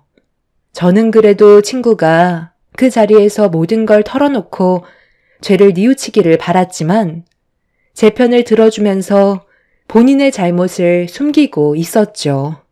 저는 친구가 따라준 술 한 잔을 입에 털어놓은 뒤 남편과 친구의 모습이 담긴 사진을 가지고 다시 자리로 돌아와 엄마의 영정 사진을 보며 눈물을 흘렸습니다. 그건 엄마가 세상을 떠나셔서 슬픈 마음에 흘리는 눈물이 아닌 친구가 끝까지 저에게 거짓말을 한 거에 대한 슬픔의 눈물이었어요. 저와 친구가 나눈 대화를 전혀 알지 못한 남편이 자리로 돌아와 친구 옆에 앉아 말을 붙이려 하자 친구는 경기를 일으키며 자리에서 벌떡 일어나 급하게 장례식장을 빠져나갔습니다. 당황한 남편은 저한테 다가와 무슨 일이 있었는지 물어보길래 잘 모르겠다며 쉬고 싶으니 건들지 말라고 남편도 집으로 돌아가 주길 바랐어요. 남편은 제 말이 끝나자마자 아침 일찍 다시 오겠다면서 급하게 밖으로 빠져나갔고 그날 이후 남편은 장례식장에 나타나지 않았어요. 아마 친구가 제가 얘기했던 걸 그대로 전달해 줬었겠죠. 그렇게 길게만 느껴졌던 장례식은 마무리가 되었고 남편과 친구는 더 이상 제 전화를 받지도 모습을 나타내지도 않고 있었어요. 제가 말했던 것들에 대한 두려움을 느끼고 있는 듯 보였습니다. 장례가 끝난 다음 업체를 시켜 남편과 친구를 정리할 거라는 말은 전부 다 사실이 아니었어요. 제가 받은 상처와 분노는 하늘을 찔렀지만 저는 그런 일을 선택할 정도까지 바닥은 아니었습니다. 자기들이 저지른 잘못이 있었기 때문에 혹시라도 피해를 받게 될까봐 두려운 나머지 모습을 숨길 뿐이었죠. 그렇게 남편과의 이혼 준비를 하기 위해 변호사를 만나 상담을 받고 제가 가지고 있는 증거물들에 대한 효력과 앞으로의 위자료 등에 대해서 의논을 한 다음 건물 밖으로 나왔는데 사람 인생 참 웃긴 게 제가 나오는 타이밍에 남편과 친구가 제 앞을 지나갔고 저와 눈이 마주치고 말았어요. 순간적으로 화들짝 놀란 두 사람은 보면 안 될 걸 보기라도 한 것처럼 급하게 도망을 치기 시작했어요. 순식간에 일어난 일이라 말 하나 제대로 붙일 수도 없었죠. 그동안 둘이 함께 숨어 지내고 있었는지 저에게 발각된 이후 차를 타고 사라졌는데 죄를 지으면 결국 그 끝은 비참하다는 결과가 뒤따라오듯 남편과 친구가 교통사고가 나서 생명이 위급하다는 말을 듣고 말았습니다. 응급실을 찾아갔을 때 이미 두 사람은 수술실에 들어간 상태였고 친구의 부모님께선 오열을 하며 수술실로 달려오셨어요. 저와도 친분이 있는 분이라 어떻게 된 거냐고 물어보시길래 교통사고가 났다고 설명을 해드렸어요. 오랜 시간 끝에 수술실에서 나온 두 사람은 충격적인 모습을 하고 있었고 남편은 상태가 위중해서 오래 버티지 못할 것 같다는 의사의 말을 듣고 말았어요. 친구는 언제 깨어날지도 모르는 상태였고 의사는 깨어나도 평생을 식물인간으로 살아야 한다며 희망이 없다는 말을 전해 주었어요. 도둑이 제발 저린다고 제가 장례식장에서 했던 말들 때문에 저와 마주쳤을 때 자신들이 피해를 받을까봐 도망을 치다가 결국 비참한 결과를 얻고 말았죠. 시부모님께선 남편의 모습을 보곤 오열을 하셨고 하나뿐인 자기 아들이 부모를 놔두고 먼저 세상을 떠나게 생겼다면서 병실이 떠나갈 정도로 눈물을 멈추지 못하셨습니다. 결국 며칠 뒤 남편은 결국 세상을 떠나게 되었고 친구는 기적적으로 식물인간에서 벗어나 눈만 꿈뻑거리는 상태로 이 세상을 살아가게 되었어요. 전신마비였지만 그래도 눈은 움직일 수 있다는 건 기적이라고 희망을 잃지 말라며 친구의 부모님을 안심시키려 의사는 좋은 말을 아끼지 않으셨지만 저에게는 그 이상 좋아질 수는 없을 것 같다는 말을 하셨습니다. 처참해진 친구의 모습을 한참 동안 바라보고 있는데 친구의 눈동자는 저를 바라보고 있더라고요. 눈물을 흘리면서 무언가를 말하고 싶어 하는 듯 보였지만 저는 친구의 말을 들을 수 없기 때문에 제가 먼저 말을 붙였습니다. 그러니까 남의 가정을 왜 건드려서 이런 피해를 보는 거야? 내가 너한테 마지막으로 기회를 줬었는데 너는 끝까지 잘못을 인정하지 않고 도망까지 쳤으면 잘 살았어야지. 이게 무슨 꼴이야? 그리고 내가 아무리 화가 나고 정신줄을 놨다고 한들 너희들한테 돈 아깝게 그런 돈을 사용하겠어? 그냥 해본 말이었는데 너희들이 지은 죄가 있으니까 도망을 치다가 이런 결과를 얻게 된 거 아냐. 참 한심하다. 그 사람 핸드폰이 나한테 들어왔는데 너희들 정말 가관도 아니더라. 네가 왜 지금까지 결혼을 안 하고 있었는지 둘이 나눈 문자 내용을 보니까 알 수 있겠더라고. 이중적인 생활하니까 그렇게 좋았니? 나는 너를 진정으로 친구라고 생각해서 너희 부모님의 일까지 전부 도와줬었는데 그런 나를 배신해? 그 사람은 정말 나를 이 세상에서 보내려고 철저하게 계획까지 세웠었더라. 70억에 눈이 멀어 둘이서 짜고 치고 사고까지 유발하려 해? 내가 널 어떻게 생각하고 있었는데 가족처럼 진심으로 생각했었어. 그런데 너는 내 남편과 아이들도 있는데 안방에서 해선 안 될 행동을 저질러? 네가 평생 일어나지 않았으면 좋겠어. 의사가 그러는데 네가 할 수 있는 건 눈만 꿈뻑거릴 수 있다고 하더라. 어쩌면 세상 떠나는 것보다 지금이 더 비참한 결과겠지.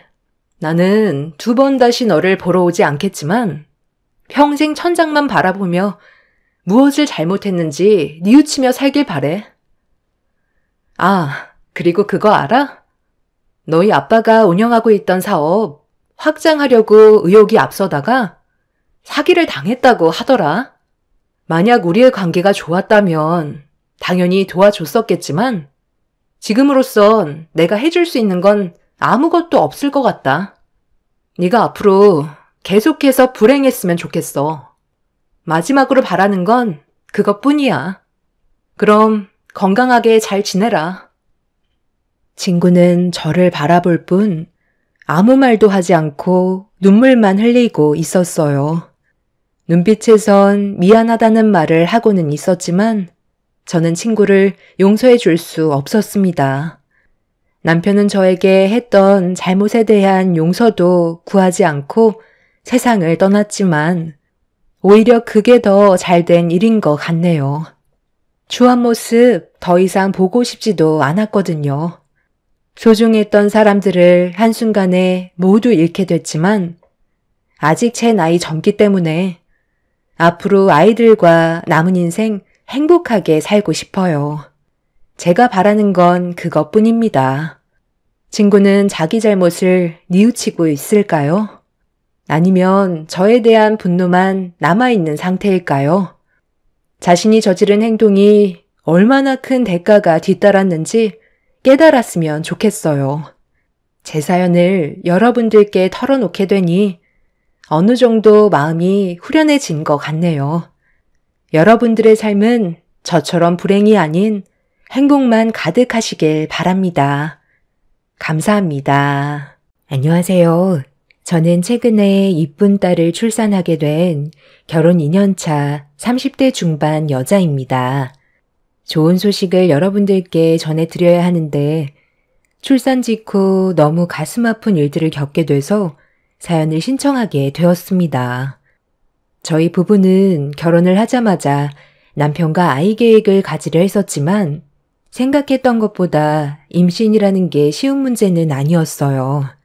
그리고 제가 임신이 되지 않자 시모는 몸에 문제가 있는 거 아니냐고 산부인과에서 검사를 받길 원했어요. 그 이유는 처음 인사를 드리러 갔을 때 시부모님께 바로 아이를 가질 계획이라고 말씀드렸는데 차질이 생기게 되면서 시모는 저에 대한 불만을 털어놓았어요.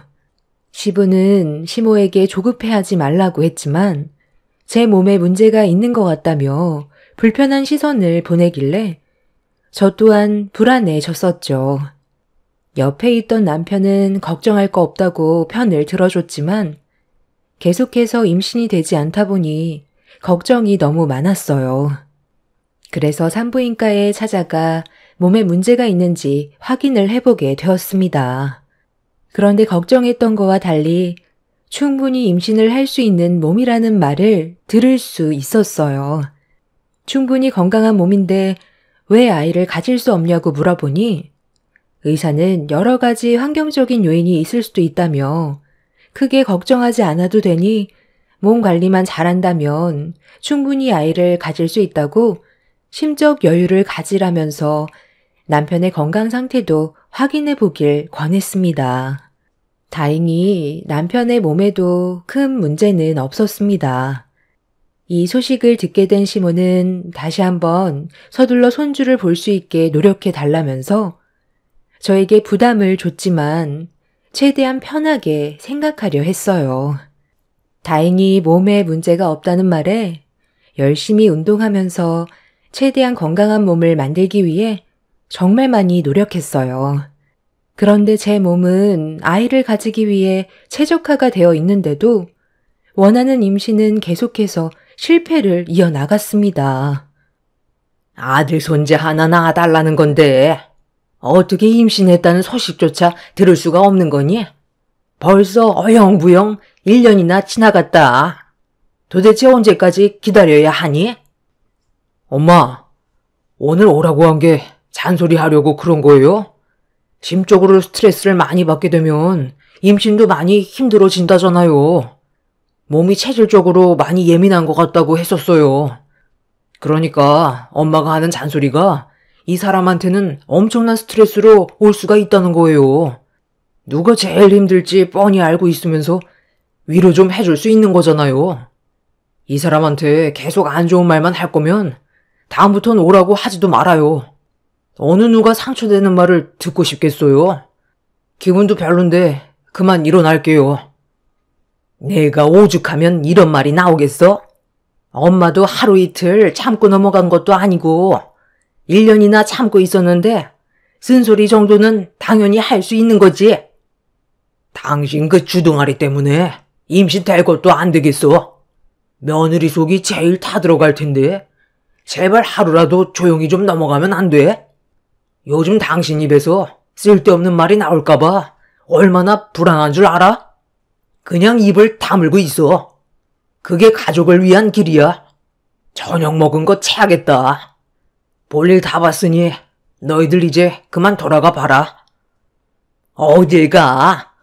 아직 내 말 끝나지도 않았는데 나는 너한테 기회를 많이 줄 수 없다.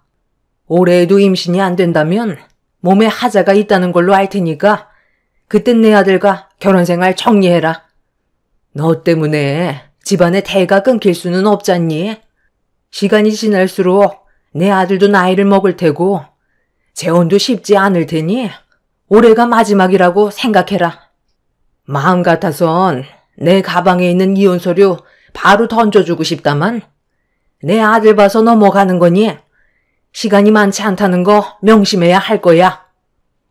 아이를 가질 수 없다는 게 죄인처럼 느껴졌었고 아무 말도 할 수가 없었어요. 남편과 결혼을 하기 위해 허락을 받으러 시댁에 인사를 드렸을 땐 아이 가지는 건 전혀 문제가 되지 않을 거라 생각했었어요. 주변에서만 봐도 아이를 계획하는 것보단 계획하지도 않았던 아이를 가지게 될 정도로 밥 먹듯이 임신이 되는 것 같아 보였는데 막상 제가 임신을 하려고 했을 땐 마음먹은 대로 되지 않아 너무 힘이 들었고 죄송스러워서 고개조차 들지 못했었습니다. 더군다나 시모가 저에게 마지막 기회라는 말을 했었을 땐 정신적인 스트레스가 최고조로 달했었어요.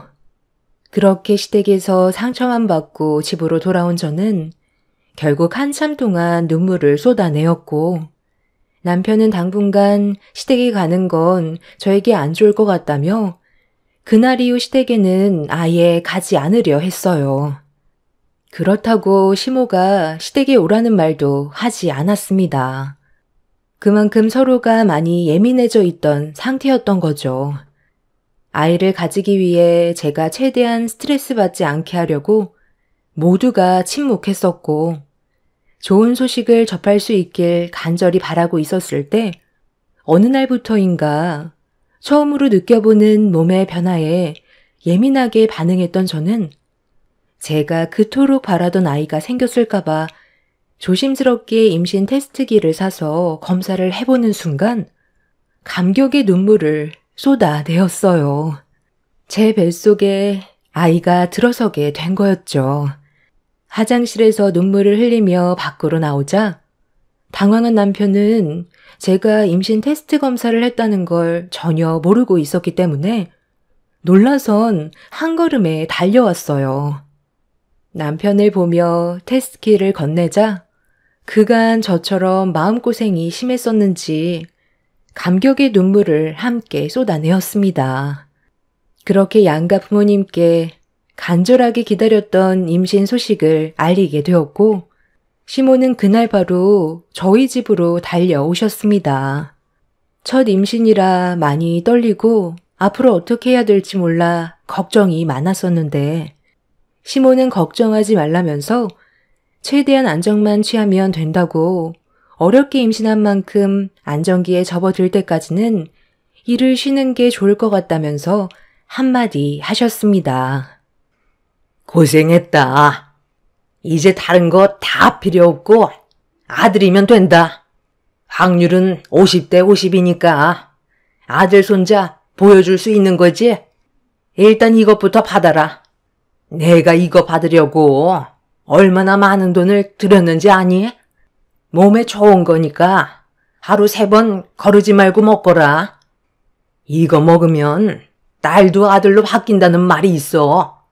뱃속에 있는 아이는 분명 아들일 거라 나는 확신한다.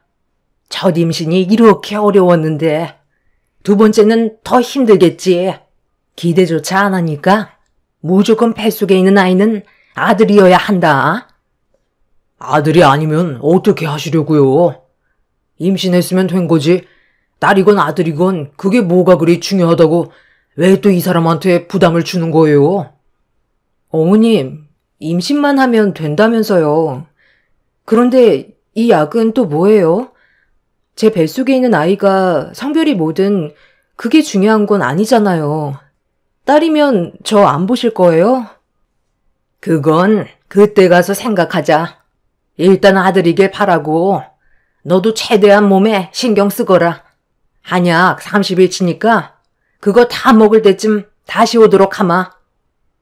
임신만 하면 앞으로 행복만 있을 줄 알았는데 또 다른 벽이 제 앞을 가로막았어요. 축하한다는 말은 들었지만 시모는 아들을 원했고 저는 시모의 기대를 충족해주지 못할까봐 또다시 심적으로 불안해졌어요. 남편은 신경 쓰지 말라고 했지만 매일 전화 오는 시모 때문에 정신적으로 스트레스를 받아 너무 힘이 들었어요. 남편이 어떤 한약인지도 모르는 상태에서 함부로 먹는 건 뱃속에 있는 아이한테 문제가 생길지도 모른다는 말에 한약을 먹지 않고 있었어요. 매일같이 전화해서 한약을 먹었냐는 말에 거짓말을 할 수밖에 없었죠. 산부인과에서 남편과 함께 초음파 검사를 하러 갔을 때도 한약에 대해 설명을 했었는데 원장님 또한 한약은 태아한테 위험할 수 있기 때문에 먹지 않는 걸 권장했어요. 그렇게 시모에게 거짓말을 할 수밖에 없었는데 여기에서 문제가 하나 터져 버렸습니다.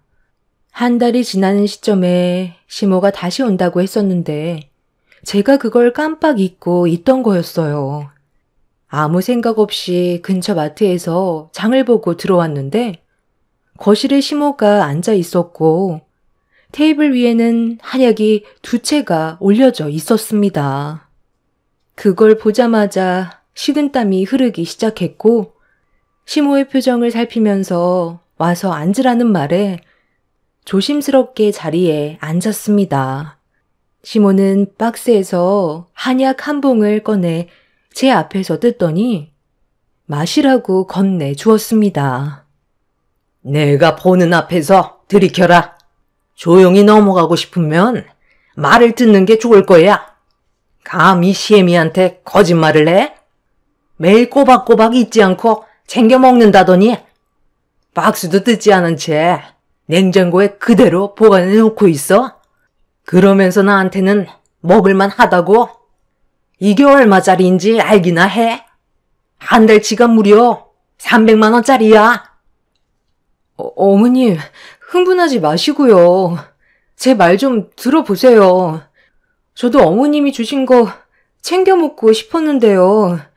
산부인과에서 물어보니까 한약이 아이한테 어떤 부작용이 생길지 모르기 때문에 조심하는 게 좋을 것 같다고 하길래 혹시라도 안 좋은 일이 생기면 안 되니까 최대한 신중하려고 했던 것 뿐이었어요. 기분 많이 상하셨겠지만 제 입장도 좀 이해해 주세요. 첫 임신에 정말 힘들게 아이가 들어섰는데 건강하게 세상 밖으로 나와야 하잖아요. 미리 말씀드리고 싶었는데 어머님 목소리가 너무 들떠 있는 것 같아서 제 입이 떨어지지가 않았어요. 많이 서운하시겠지만 아이를 먼저 생각해 주시면 안 될까요? 건강하게 세상 밖으로 나오는 게 우선이잖아요. 이 한약 먹고 아들 안 낳은 사람이 없단다. 그간 잘 먹고 있는 줄 알고 그래서 가져왔는데 내 성의를 무시해? 거기에 더해 거짓말까지 했으면 그동안 나를 어떻게 생각하고 있었는지 뻔히 알게 됐는데 서운한 것보다 화가 나는 건 당연한 거다. 너 지금 내가 보는 앞에서 그 한약 안 먹으면 오늘 조용히 넘어가지 않을 거야. 어떻게 나를 속일 수가 있는 거지? 그동안 잘 먹고 있는 줄 알고 힘들게 예약해서 300만 원 주고 한약도 지어왔는데 시애미한테 감히 뻥을 쳐? 시모는 건네받은 한약을 빨리 들이키라며 목소리를 점점 더 크게 높이기 시작했어요. 무서운 얼굴로 저를 노려보는데 이 상황을 어떻게 지혜롭게 헤쳐나가야 할지 몰라 너무 당황스러웠어요. 긴장이 맴도는 분위기 속에서 아주 잠깐 동안 침묵이 흐르고 있던 도중 시모가 화를 내려는 순간 다행히 남편이 퇴근을 하고 집으로 들어왔어요.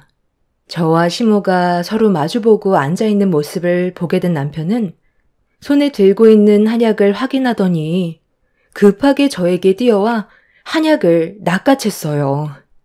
그리고 테이블 위에 올려져 있던 한약을 한번 보더니 어떤 상황인지 대충 짐작을 하고 있었습니다. 엄마, 지금 뭐 하는 거예요? 한약을 이 사람한테 강제로 먹으라고 했다가 큰일 나면 어떡해요? 그리고 이미 뱃속에서 임신이 됐을 때부터 성별은 정해진 거기 때문에 이런 게 필요가 없어요. 함부로 먹었다가 아이한테 장이라도 생기면 어쩌려고 그래요? 제가 싫어서 이 사람한테 먹지 말라고 했어요. 분위기가 정말 안 좋았었는데 다행히 남편이 퇴근하고 들어와서 심각해질 뻔했던 상황을 좋게 풀어주려 노력을 해줬어요. 시모는 남편의 말에 아무 말도 없이 묵묵히 듣고만 있다가 자리에서 일어나 집으로 돌아갔지만 시모가 상처를 강하게 받은 것 같아 너무 불안했어요. 그날 사건 이후 시모는 저에게 연락 한 통도 없었고 제 전화도 받지 않았습니다. 남편은 제 몸만 신경 쓰라고 했지만 불편한 건 어쩔 수가 없었어요.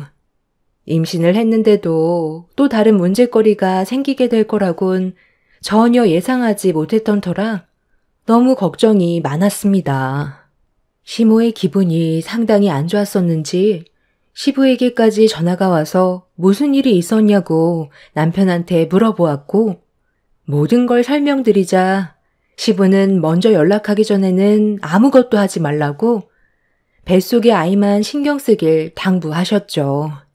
시모의 화가 풀리기까진 어느 정도 시간이 필요할 것 같아 일단 뱃속의 아이한테만 집중하면서 최대한 스트레스 받지 않게 안정을 취했습니다. 그렇게 한두 달이 지나고 어느 정도 안정기에 접어들었을 때쯤 어느 날 시모에게 연락이 왔어요. 뱃속에 있는 아이가 잘 커가고 있는지 물어보길래 건강하게 잘 크고 있다고 하자 시모는 제 말이 끝나자마자 전화를 끊어버렸고 그 이후로는 또다시 연락이 없었습니다. 그래도 어느 정도 화가 가라앉은 것 같아 안심을 할 수 있었는데 그 이후로 출산 때까지 단 한 번도 전화를 주거나 저희 집에 찾아온 적이 없었어요. 그렇게 출산을 하게 됐는데 세상 밖으로 나온 아이의 얼굴을 보는 순간 감격의 눈물이 쏟아지면서 동시에 불안함도 엄습해 왔습니다. 이유는 제 품에 안긴 아이는 아들이 아닌 딸이었거든요. 시모가 바라는 아들이 아니었기 때문에 무슨 말을 듣게 될지 몰라 계속되는 불안함이 몸이 힘든데도 쉴 수가 없었어요. 그리고 출산 소식을 듣게 된 시부모님이 산부인과로 방문을 하셨습니다. 우리 얼마 만이지? 거의 10개월 꽉 채워서 만났지? 그럼 우리 손자 얼굴 좀 볼까? 지금 안고 있는 손자 얼굴 좀 보자니까. 시애미한테 안 건네줄 거니? 엄마, 손자가 아니라 손녀예요. 원하시는 손자가 아니더라도 첫 손주니까 이쁘게 봐주셔야죠. 그가 마음고생 얼마나 많이 했었는데요. 건강하게 출산했어요. 뭐? 손녀라고? 그게 사실이니? 어쩐지 내가 아들인지 딸인지 물어봤을 때 얘기를 잘 안 하더니 정말 손녀였던 거야? 너한테 건네준 한약만 먹었어도 분명 손자가 세상 밖으로 나올 수 있었을 텐데 끝까지 고집 부리더니 결국 이를 이 지경으로 만들었구나? 둘째 계획은 언제 잡을 거니? 최대한 빨리 시작하는 게 좋겠지? 엄마, 이제 막 출산했는데 벌써 둘째를 얘기하세요? 일단 축하한다는 말 한마디 해주면 안 되는 거예요? 요즘처럼 저출산 시대에 한 생명이 태어난 것만도 감사해야죠. 그리고 저번에도 말씀드렸잖아요. 이미 임신했을 때부터 성별은 정해지는 거라고요. 엄마는 산후조리원 운영하면서 그런 말이 나와요? 거기에서 들은 말이니까 내가 한약 지어 가져간 거야.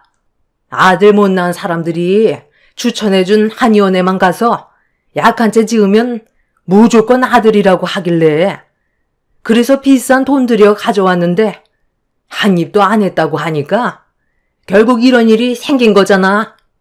내 말만 들었어도 무조건 아들 손자가 나올 수 있었을 거라고. 아니, 저기 사돈. 지금 하신 말들은 저는 오늘 처음 듣는데 임산부한테는 한약이 안 좋을 수 있다는 거 몰라요? 이건 기본 상식인데 어떻게 체질 검사도 안 하고 무작정 좋다고 그냥 한약 지어오면 당연히 문제가 되는 거죠. 그리고 그 한약 먹는다고 해서 아들 손자가 나올 수 있다는 보장은 또 어디 있는데요?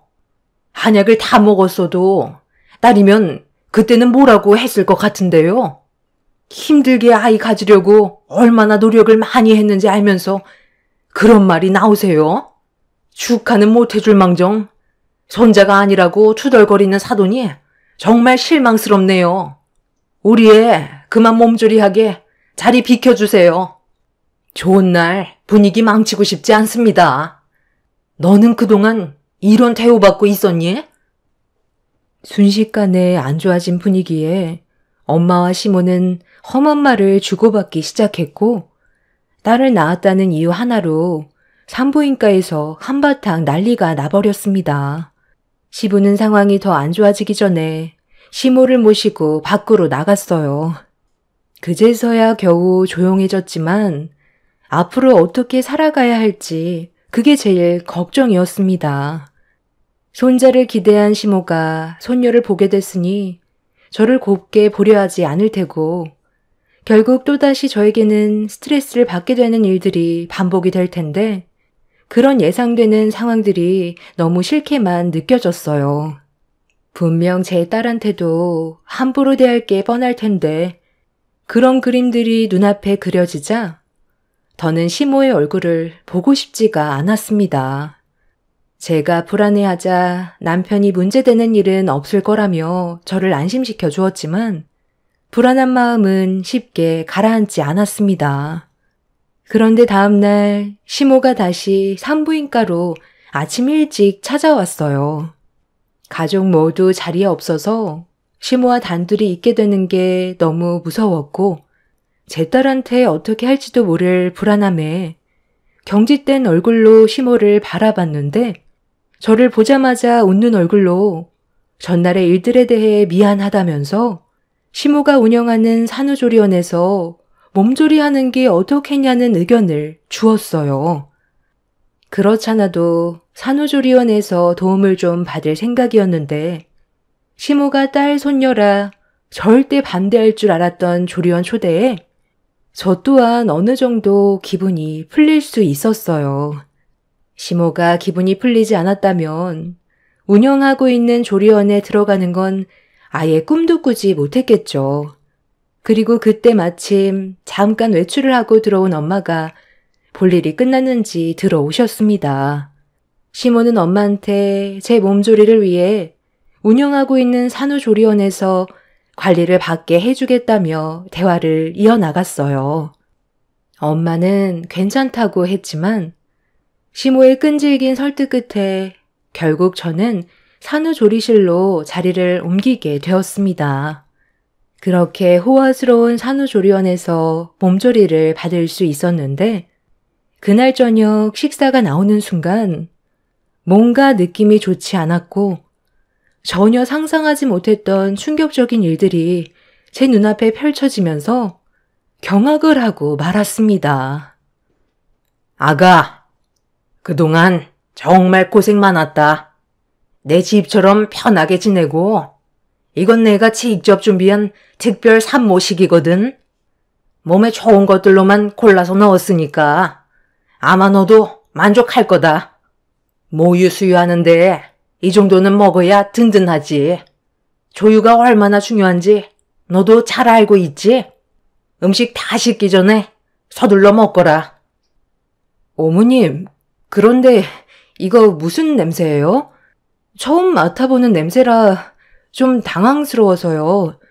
백숙인 건 충분히 알겠는데요. 여기 안에 한약을 많이 넣어서 그런 거예요?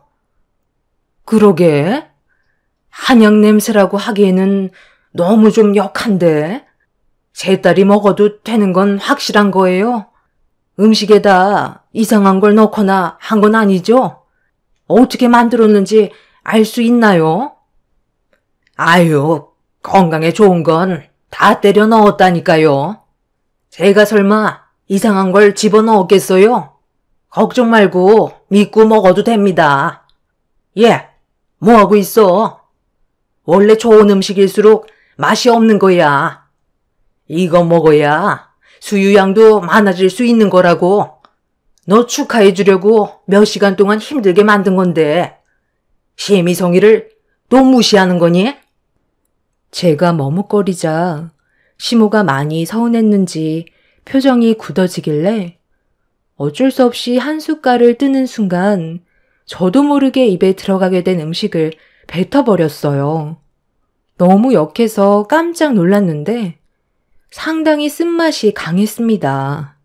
제가 당황해서 시모의 얼굴을 쳐다보고 있는데 빨리 먹으라며 시모가 직접 한 숟갈 떠서 저에게 주길래 이건 정말 아닌 것 같아 고개를 돌려버리자 갑자기 시모는 엄마가 옆에서 보고 있는데도 손으로 제 얼굴을 잡더니 들고 있던 숟가락을 입으로 우겨 넣었습니다. 순간적으로 일어난 돌발 상황에 엄마는 뭐 하는 짓이냐고 소리를 질렀고 저는 캑캑거리면서 입안에 있던 음식을 개어내고 있는데 시모는 옆에서 말리는 엄마를 강하게 밀치더니 준비해오는 음식을 다 먹지 않는다면 제 딸을 절대 보여줄 수 없다면서 갑자기 180도 변화된 모습을 보여줬어요. 음식 안에 뭐가 들어간 건지 알 수도 없는 상태에서 시모가 마구잡이로 제 입에 음식을 집어넣으려 하자 화가 머리끝까지 올라온 저는 엄마를 패대기친 모습에 더 이상 참을 수 없어 제 앞에 올려져 있던 음식을 사정없이 엎어버리면서 있는 힘껏 소리를 질렀어요. 바닥에 내동댕이 쳐진 음식을 멍하니 바라보고 있던 시모는 핸드폰을 들어 갑자기 어디론가 전화를 걸었습니다. 그런데 수화기에서 들려오는 통화 내용에 경악을 하게 되었고 엄마는 바닥에 펼쳐진 음식의 정체를 알게 된 순간 실신까지 하셨어요. 시모가 준비해온 음식은 소주로 만든 음식이었습니다. 수화기 너머에서 들려오는 목소리에선 전과 동일하게 5병 정도 넣으면 되냐고 물어보았고 시모는 저를 보며 온갖 술은 다 때려 넣어 가지고 오라면서 분노한 얼굴로 흥분을 가라앉히지 못하고 있었어요. 지금 제정신이에요? 어떻게 모유수유하는 저에게 술이 들어간 음식을 먹으라고 할 수가 있어요? 저런 음식을 먹고 모유수유를 하게 되면 큰일 나는 거 알면서 지금 무슨 생각으로 이런 짓을 저지른 건데요? 이건 범죄라고요. 당신 진짜 제정신이야? 그리고 저 그만 퇴소할게요. 가긴 어딜 가? 딸 낳은 죄인 주제에 뭘 잘했다고 두 발로 나갈 생각인 건데? 내가 손자를 원했지. 손녀를 원했어? 겨우 임신해서 가진 아이였는데 내 허락 없이 감히 손녀를 낳아? 저번에 분명 얘기했을 텐데 손녀가 나오게 되면 내 아들과 그만 정리해야 될 거라고 경고까지 했었지? 이거 이혼 서류다. 도장 찍고 당장 정리해라. 그렇지 않으면 2번 다시 네 딸 얼굴은 구경조차 할 수 없을 거야. 마지막으로 얘기하마. 내 아들과 이혼하거라. 이게 다 지금 무슨 말이에요? 이 사람이 왜 저랑 이혼을 해야 되는 건데요? 그리고 이 냄새 뭐예요? 당신 무슨 일인데 울고 있는 거야? 좀 전까지만 해도 잘 지내고 있다고 나랑 연락했었잖아. 혹시 몰라 걱정돼서 저기 퇴근하고 왔는데 이 사람한테 또 뭔 짓을 저질렀길래 지금 눈물을 흘리고 있는 거냐고요? 남편이 분노하면서 저희 엄마를 부축해 자리에 앉혀들인 뒤 화를 내고 있는데 문이 열리더니 직원이 또다시 음식을 만들어 가지고 들어왔어요. 남편은 음식이 들어오자마자 코를 막으면서 이게 뭐냐고 저에게 물어보길래 백숙에 술을 집어넣은 거라며 그걸 먹게 되면 딸도 술을 먹게 되는 거나 다름없다고 하자 남편은 직원이 들고 온 음식을 바닥에 던져 버리더니 시모의 얼굴에 손을 올려 붙였습니다. 뺨을 맞게 된 시모는 경악을 했고 남편은 그 자리에서 경찰서에 신고를 했어요. 결국 시모는 이 문제로 경찰서에서 조사를 받게 되었고 뒤늦게 이 사실을 알게 된 시부와 저희 아빠도 너무 큰 충격을 받으셨는지 난리가 나게 되었습니다. 시부는 저희 부모님께 죄송하다면서 용서를 구했어요. 다행히 음식을 먹지 않아 문제되는 건 없었지만 손녀도 남편의 자식인데 손자가 아니라는 이유 하나로 충격적인 일을 저지를 거라곤 정말 상상조차 하지 못했었죠. 시모는 현재 법적 처벌을 위해 소송 중에 있는 상태입니다. 저보다는 제 딸한테 신체적으로 큰일이 생길 수도 있었던 문제라 가볍게 끝날 문제는 아니라고 합니다. 저는 조금의 선처도 해줄 생각이 없어요. 그리고 시부 또한 저와 제 딸의 안전을 위해 지금 이혼 소송을 준비하고 있습니다. 시모가 운영하던 산후조리원의 명의가 시부로 되어 있어서 다른 산모들에게 불신과 불안함을 조성한 이번 일을 통해 폐업을 하게 되었고 시부와 남편은 평생 시모의 얼굴을 안 보기로 결정을 내린 상황입니다. 정말 기억하고 싶지 않은 순간들이었고, 아직까지도 온몸이 떨려올 정도로 정신적인 충격이 상당합니다. 요즘 시대에도 저런 시어머니가 있을 거라곤 꿈에도 몰랐네요. 남편은 시모가 징역을 면할 수 없을 거라며 이번 일이 마무리되면 모든 연락할 수 있는 수단을 끊어버릴 거라고 화를 가라앉히지 못하고 있습니다. 저희 가족에게 앞으로는 또 다른 피해가 없었으면 좋겠어요. 조용히 살아가고 싶은 게 제 소원입니다. 아직까지도 자신의 잘못이 뭔지도 모르는 시모가 꼭 무거운 처벌을 받았으면 좋겠어요. 법적 처벌이 확정이 되는 대로 여러분들께 소식을 전해드리도록 하겠습니다. 제 사연 들어주신 분들 언제나 행복하시고 즐거운 주말 가족들과 좋은 시간 보내시길 바랍니다. 감사합니다.